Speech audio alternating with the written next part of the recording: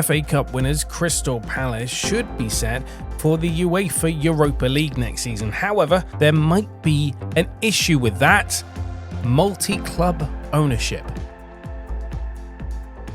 The issue for the Eagles is one of their biggest shareholders, American businessman John Textor, whose company owns 43% of the club's shares.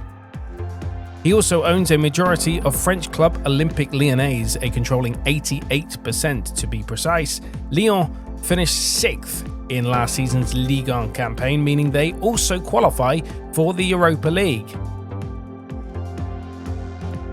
UEFA rules dictate that no individual is allowed to have influence over the running of two clubs. Begs a question of Red Bull owning Leipzig and Salzburg in the Champions League, which UEFA's investigators couldn't firmly establish whether Red Bull had decisive influence over both clubs. John Textor has in the past bidded for other English clubs and allegedly tried to sell his stake in the club back in January of 2025. Textor's shares are still up for sale, and Textor is hopeful a sale will go through in the not too distant future. If Crystal Palace are found to have breached these rules, they will still play in Europe next season, but they will be demoted to the Conference League. This would be because Crystal Palace finished 12th in the Premier League, whereas Lyon finished 6th in Ligue 1, making them the higher ranked of the two clubs. However, I said they'd be in the Conference League. There's also another issue with another Eagles shareholder owning another club that could play in the Conference League. Dave Blitzer, who has 18% of shares of Crystal Palace, his company Global Football Holdings own a majority stake in the Danish club Brøndby.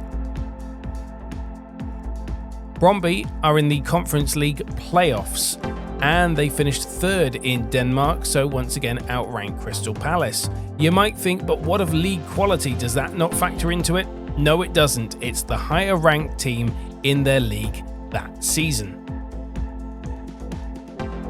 So Crystal Palace run the risk of being eliminated from Europe through no fault of their own from an on-pitch perspective. There are ways around the rules, so Textor could put his shareholding in a blind trust, much like the Nottingham Forest owner has done to avoid a conflict with Greek side Olympiakos. Here's where it gets worrying from a Palace faithful's perspective. Should UEFA strip them of the right to play in Europe next season, Nottingham Forest would be promoted to the Europa League from the Conference League, and their arch rivals Brighton and Hove Albion, because Brighton finished 8th behind Nottingham Forest, would gain that vacant spot in the Conference League. That scenario, however, is unlikely, but it's still worth noting as a potential outcome.